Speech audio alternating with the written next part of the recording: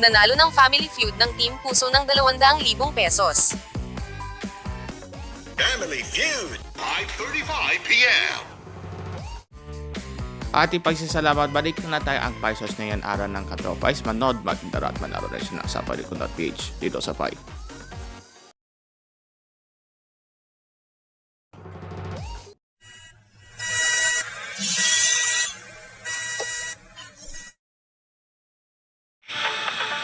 Welcome to my episode that is called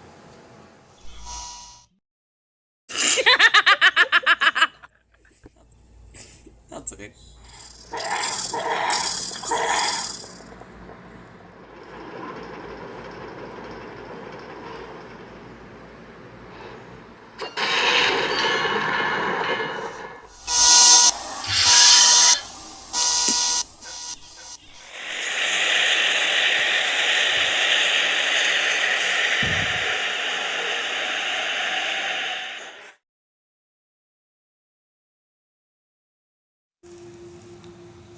Saudi Arabia has waded into the Iran conflict, carrying out strikes alongside the US against Iran-backed militias in Iraq. It's the first time Iran-backed groups in Iraq have been targeted. Saudi says its strikes were in response to drone attacks on its oil facilities. To understand what that all means, here's Reuters foreign policy correspondent Don Durfee in Washington, D.C. Well, Iran has really expanded this conflict, and it still has militia around the region that are aligned with it. Most notably the Houthis, but also some militia in Iraq. The Houthis, of course, have been striking Saudi oil facilities, but there have also been strikes from the Iranian-aligned militia in Iraq, and they've been sending drones over, and they've been hitting Saudi oil facilities as well. So Saudi had previously been striking back against the Houthis, and now they're striking the Iraqis. And it's notable that the U.S. didn't participate in the strikes against the Houthis, but they are joining these retaliatory strikes against the Iraqi militia. It's not entirely clear why that is, but it is worth remembering that during the Gaza conflict, Trump had secured essentially a separate peace with the Houthis, got them to agree not to attack U.S. forces. So it's not out of the question that perhaps the U.S. are still hoping to maintain that sort of arm's-length relationship with the Houthis, but are more willing to strike the Iranians, which is, of course, a show of good faith for the Saudis, who are a close U.S. ally. Don says the escalation underlines a dilemma for Washington. Well, clearly the Trump administration would like to find an exit from this conflict as soon as they possibly can. And the question is, do you basically just stop fighting and go home? Or do you try to escalate in such a way that you can have a decisive blow against Iran and kind of force them back to the table? And it seems like the administration hasn't fully made up its mind what it's going to do. The escalation comes as a Reuters exclusive can reveal that within weeks, Iran is expected to receive a first shipment of hundreds of Chinese-made shoulder-fired air defense missile launchers. That purchase is one of Tehran's largest known efforts to strengthen its short-range air defenses since the outbreak of the war. Well, the Iran war was at the top of the agenda over in Washington as Trump sat down with Israel's Prime Minister Benjamin Netanyahu in town for the funeral of Senator Lindsey Graham, who died suddenly earlier this month. In life, he was a prominent supporter of both Israel and Ukraine, but there wasn't a warm welcome for Netanyahu from everyone in D.C. Protesters gathered outside for the visit. This is Rabbi Yisrael David Weiss. There's an impostor coming to the White House. There is somebody who is using the Holy Star of David. Our State Department reporter Simon Lewis says that Trump wasn't waiting with open arms either.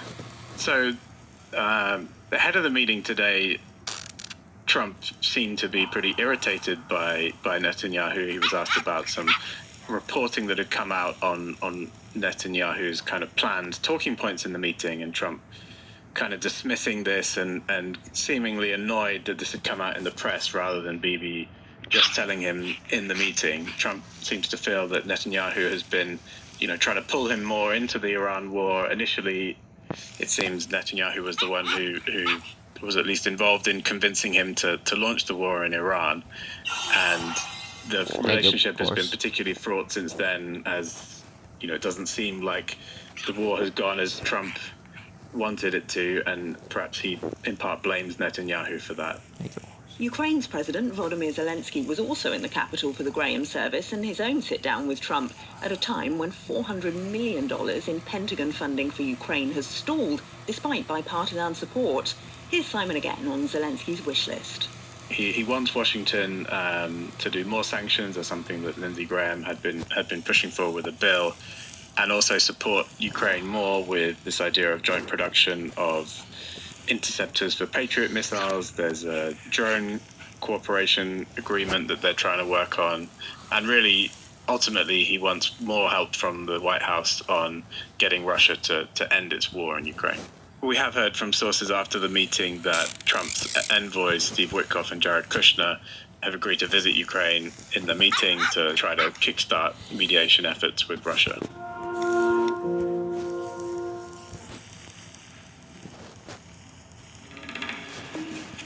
Now to Japan, where rescuers are frantically searching for survivors of a 7.1 magnitude earthquake. In Kumamoto Prefecture, the Ion shopping mall had just reopened last month, celebrating its recovery from a 2016 earthquake, when Tuesday's quake ripped the building open again, despite seismically reinforced ceilings and safety improvements. A powerful explosion was reported at the mall, as well as witnesses reporting the smell of gas in the area. Authorities have warned residents to be on alert for further strong quakes, as well as for the risk of landslides. Now, remember that rogue agent that escaped from OpenAI and went on a days-long hacking spree at the AI platform Hugging Face? Well, we can reveal that wasn't the only company it broke into.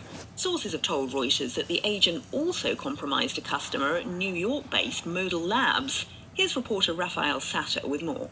So this was all part of the same hack.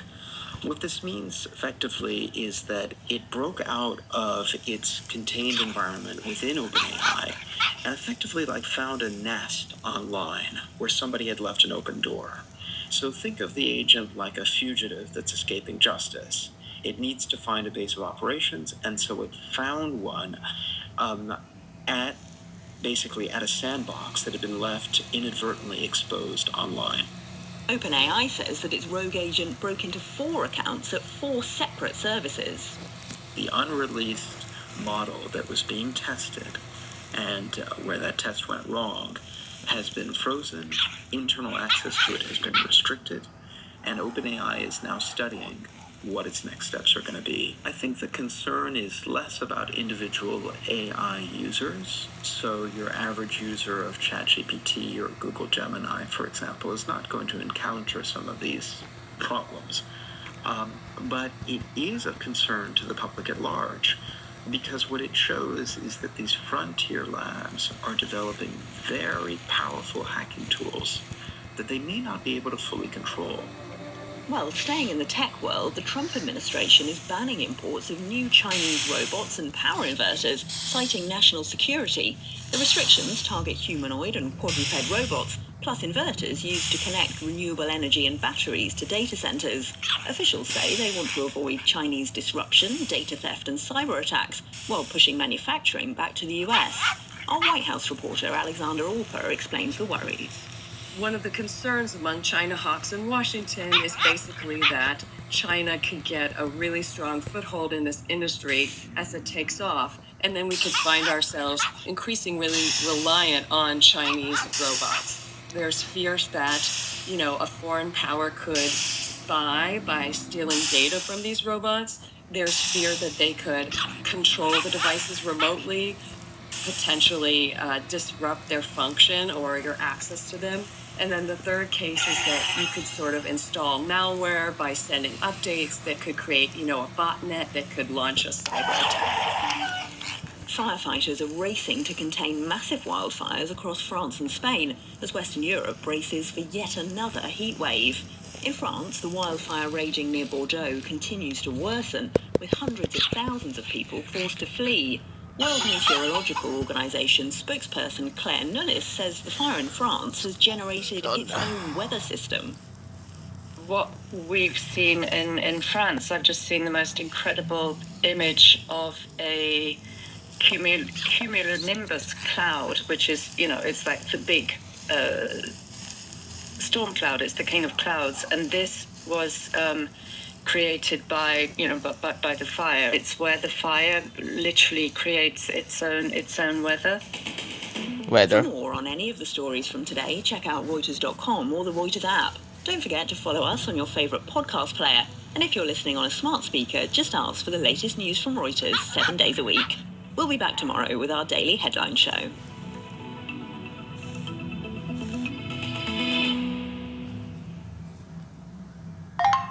That's it for your news updates. To see more stories, open Google News.